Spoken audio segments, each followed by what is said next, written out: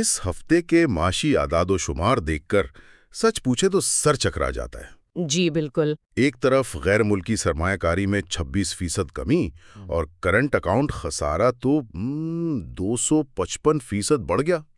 یہ تو بہت تشویشناک ہے۔ بالکل، یہ خطرے کی گھنٹی ہے۔ لیکن پھر دوسری طرف ایک اچھی خبر بھی ہے کہ لارج اسکیل مینوفیکچرنگ میں 2.7% کی ترقی ہوئی ہے۔ تو پھر سوال یہ اٹھتا ہے کہ اس سب کو مطلب کیا نکالیں؟ یہی تو آج کی گفتگو کا مرکز ہے۔ کیا یہ معیشت کسی بحران کی طرف جا رہی ہے، یا ان بری خبروں کے پیچھے کچھ اچھی چھوٹی چھوٹی کامیابیاں بھی ہیں؟ اچھا، تو منفی پہلوؤں سے شروع کرتے ہیں۔ یہ جو روپے کی قدر یعنی ریئر 103.95 تک پہنچ گئی ہے، اس کا عام آدمی کے لیے کیا مطلب ہے؟ دیکھیں، آسان الفاظ میں اس کا مطلب ہے کہ عالمی مارکیٹ میں ہماری چیزیں تقریباً 4% مہنگی ہو گئی ہیں۔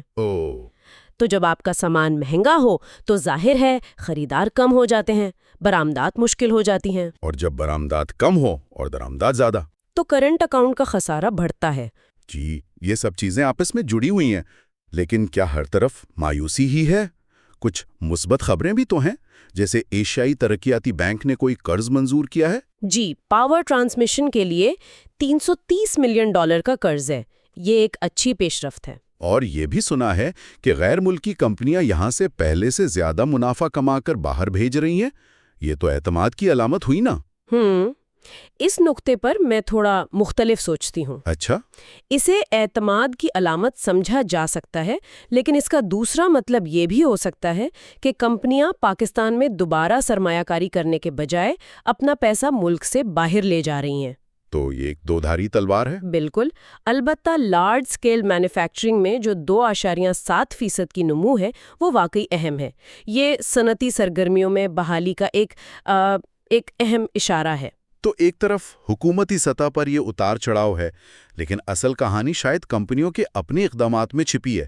کیا کچھ کمپنیاں اپنا الگ راستہ بنا رہی ہیں؟ جی بالکل، جیسے ایک پاکستانی کمپنی ہے دی آرگینک میٹ کمپنی۔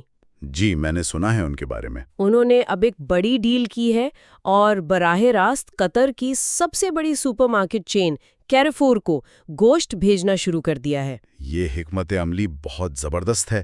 یہ صرف گوشت بیچنا نہیں، بلکہ ایک پاکستانی برانڈ کو دنیا کی ایک مہنگی سپر مارکیٹ میں جگہ دلوانا ہے۔ یہی بات ہے، یہ کمپنیاں معاشی غیر یقینی کا رونا رونے کے بجائے خلیجی ممالک کی مہنگی مارکیٹوں میں اپنی جگہ بنا رہی ہیں۔ اچھا، اور یہ سٹاک مارکیٹ والا معاملہ مجھے بڑا دلچسپ لگا۔ انڈیکس یعنی KSE 100 تقریباً ساکت رہا، لیکن خرید و فروخت کا طوفان برپا تھا۔ جی، روزانہ کے تجارتی ہجوم میں 37% اضافہ ہوا۔ اس کا کیا مطلب ہو سکتا ہے؟ اس کا مطلب یہ ہے کہ پردے کے پیچھے بہت کچھ ہو رہا ہے۔ جب ہجوم بڑھے لیکن انڈیکس نہ بڑھے تو اکثر بڑے سرمایہ کار یعنی میوچول فنڈز یا ادارے خاموشی سے اپنی پوزیشنز بدل رہے ہوتے ہیں۔ یعنی ایک سیکٹر سے پیسہ نکال کر دوسرے میں لگا رہے ہیں۔ بالکل، لیکن مجموعی طور پر مارکیٹ کہیں نہیں جا رہی۔ آخر میں چند اور دلچسپ خبریں ہیں۔ ایک طرف FBR اپنے افسران کو بڑے انعام دے رہا ہے۔ جی، ریونیو بڑھانے کے لیے انعام کی حد 18 سے بڑھا کر 24 تنخواہوں تک کر دی ہے۔ اور دوسری طرف حکومت کھاد کمپنیوں سے 450 ارب روپے کے پرانے بقایا جات مانگ رہی ہیں۔ اور ان سب کے بیچ 88,000 عام پاکستانی میوچل فنڈز میں سرمایہ کاری کر رہے ہیں، جو ظاہر کرتا ہے کہ انفرادی سطح پر اعتماد کی ایک لہر موجود ہے۔ تو اگر خلاصہ کریں تو مجموعی تصویر غیر یقینی ہے، لیکن کارپوریٹ سطح پر کمپنیاں نئے راستے تلاش کر رہی ہیں، اور عام سرمایہ کار بھی مارکیٹ میں دلچسپی لے رہا ہے۔ صحیح۔ بالکل، اور یہ ہمیں ایک اہم سوال پر چھوڑ جاتا ہے۔ کیا پاکستان کی معاشی بحالی کا اصل محرک بڑی حکومتی پالیسیوں کے بجائے انفرادی کمپنیوں کی جارحانہ حکمت عملیوں اور عام سرمایہ کاروں کے اعتماد سے آئے گا؟